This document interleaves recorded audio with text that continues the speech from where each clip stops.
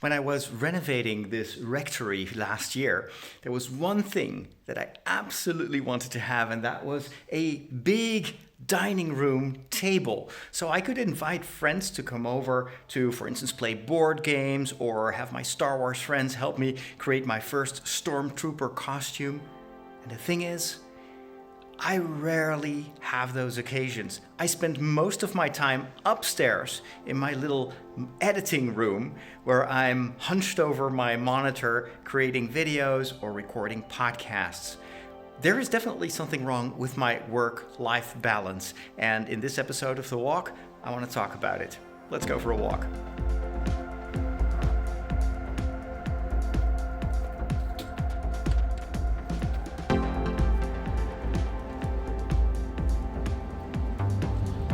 It is so beautiful here.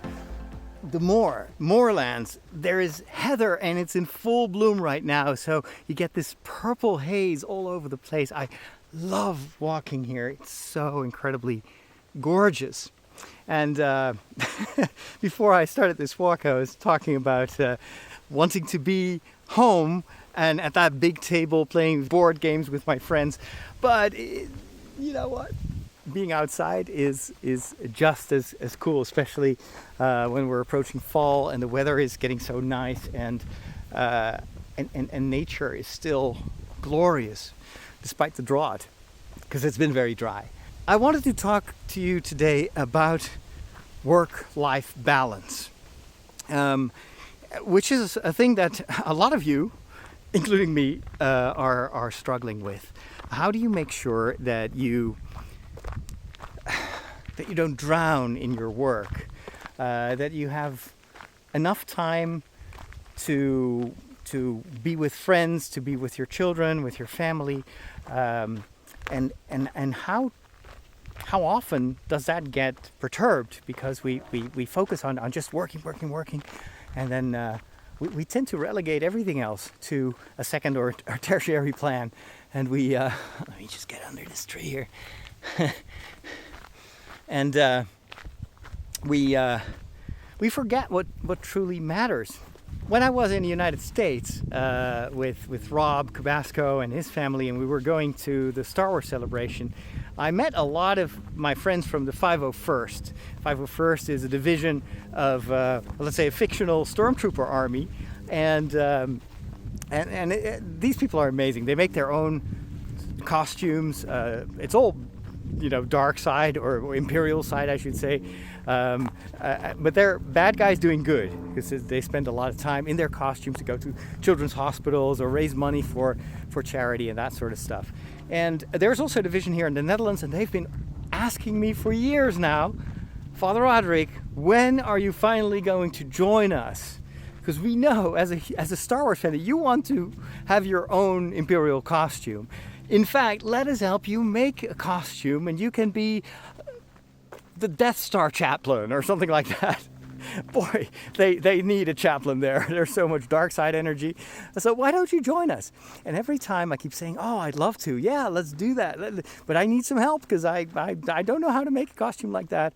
But we'll do that. And then, time passes and I'm so busy with other work. And then there's this other convention or festival and I meet them again. It's like, Father Roderick, you still haven't joined us. When are you going to make your costume? Yeah, next year. I'm going to have some time. And then COVID happens. And then for more than 2 years, the world is closed for business. And so, again, I need to do this with friends. So I can't do this by myself.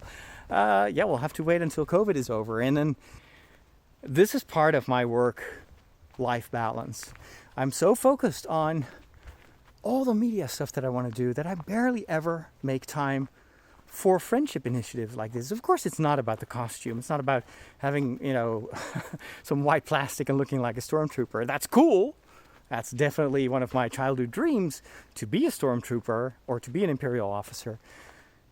But it's much more important to be part of that group of friends, of that community. It's something I'm just going to schedule, because I feel that if I don't take this as serious as I take my other work, it's never going to happen. And in 5 years from now, when I meet my friends, they will still ask me, like, when are you going to join? Or they may actually, worse, they may give up on that. And so it's time to put this into practice. And I know that for work-life balance, it requires, most of all, planning. You just have to put it on a schedule and take it seriously, and otherwise it's not going to happen by itself. That same advice I would give anyone who asks me, what should I do to balance for instance, my family life and my work. I would say, well, don't wait for it to happen by itself, and certainly don't think that your family or your friends are going to help you with this. You are the only one who can change that balance, and it's a matter of shifting your priorities and trusting that the rest of your work won't suffer from it. As long as you do it in moderation and you kind of think this through, there is not a single job in the world that requires you to work 24 hours per day. And if it does, if you feel like your work requires you to be on call 24 hours per day, you have to wonder if that's the work that you want to do or should do. Everyone needs friends. Everyone needs these social moments to play a board game, to hang out online, to get together and make a stormtrooper costume. And I'm personally convinced that the more you invest in friendship and in social moments, the more you will get energy for your work, for the rest of your life. It's similar to prayer. Prayer seems like a waste of time to people, but I know from experience that time spent in prayer is never wasted time. It gives you an open mind, it gives you ideas, it gives you energy, it gives you peace, it puts things in perspective. So time dedicated to building your friendship with God, just as much as in the case of spending time with your friends, it's never a waste of time. Uncle Owen was wrong when he told Luke, you can go and waste time with your friends when you're done with the harvest or with the work here at the farm. No, that's why Luke ultimately ran away, kind of ran away. Luke didn't have balance in his life, and Owen and Beru, same thing. They were just working. They were so obsessed by their mission to protect this child that had been entrusted to them and to safeguard his future, that they forgot that it's still a child who also needs time off and time to play and time to dream. Life is about more than just work. That's something I learned from Star Wars.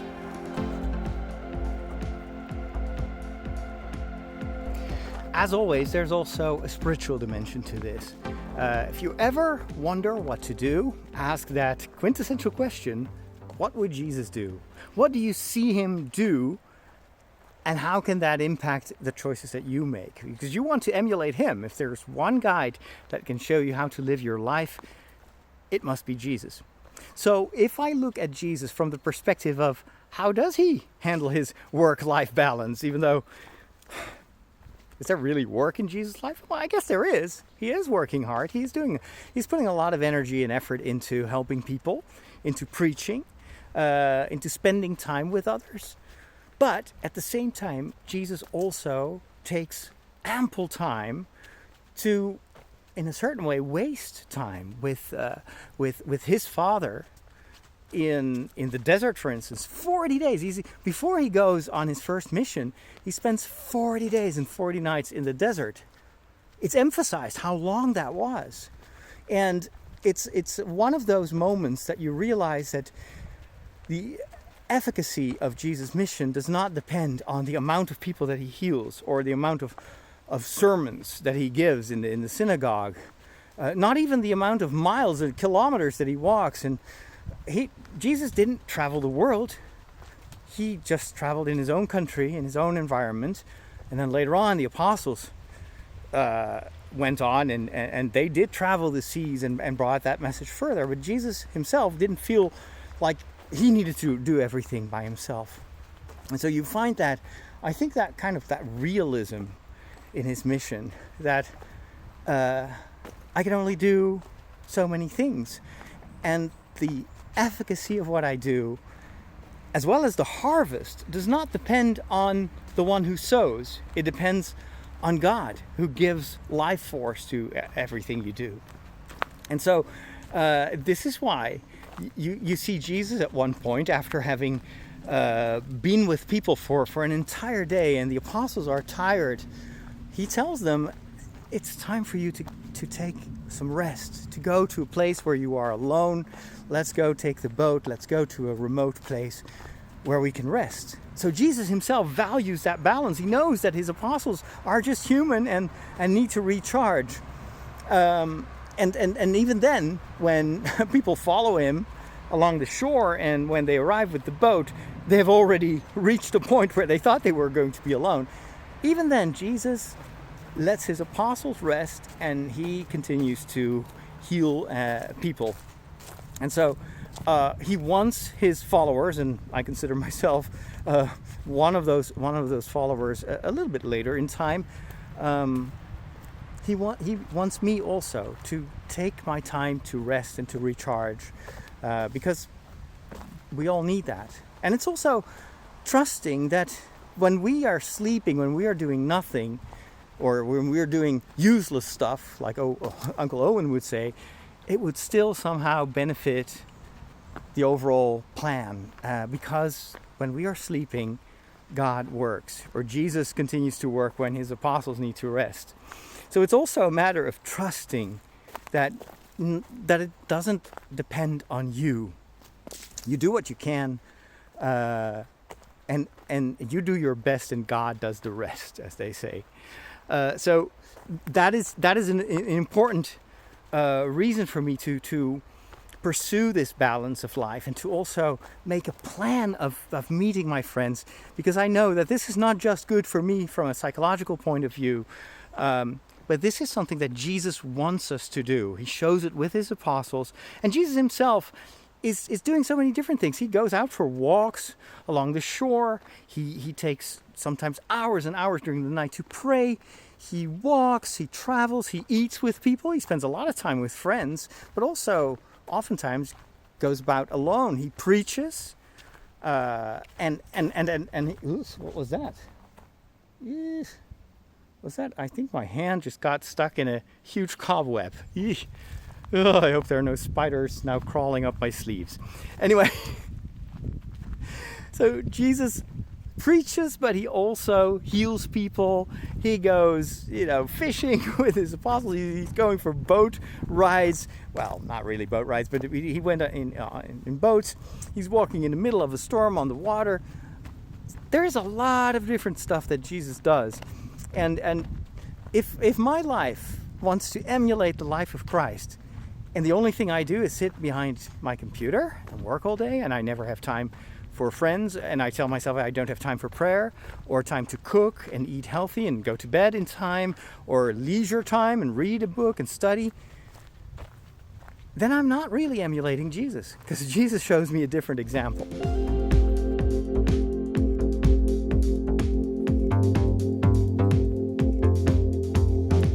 Let me wrap things up with a recommendation. This is what I want to do, and hopefully it will help me to spend more time with friends. For me, what always works is to turn it into a habit, to give it a certain regularity in a way. And so I want to commit myself to spending one part of a day, and so that could be a morning, an afternoon, or an evening, doesn't really matter, at least at first, when that is, but I want to dedicate one part of one day, so it's a very low bar, to meeting friends, to social activities. And what works for me the best is if I put that towards the end of the week, so on a Friday evening or on a Saturday afternoon, something like that. Maybe even Sunday, although Sundays are usually quite busy because of Mass in the morning and then streaming Mass in the evening. But to make sure that every week there will be at least one evening or one afternoon or one morning dedicated to conversation with friends or meeting with friends. I'm just going to try to do that for a month, and I'll get back to you to tell you if it worked. For those of you that are part of my Patreon community. I'm going to walk the extra mile with you, and I want to share some more thoughts about the projects that I have in the pipeline for you. And if you want to join that community, that fellowship of patrons, of monthly supporters, take a look at patreon.com/Father Roderick. Thanks for the privilege of your time. Have a wonderful week, and I will talk to you soon. Take care, and God bless.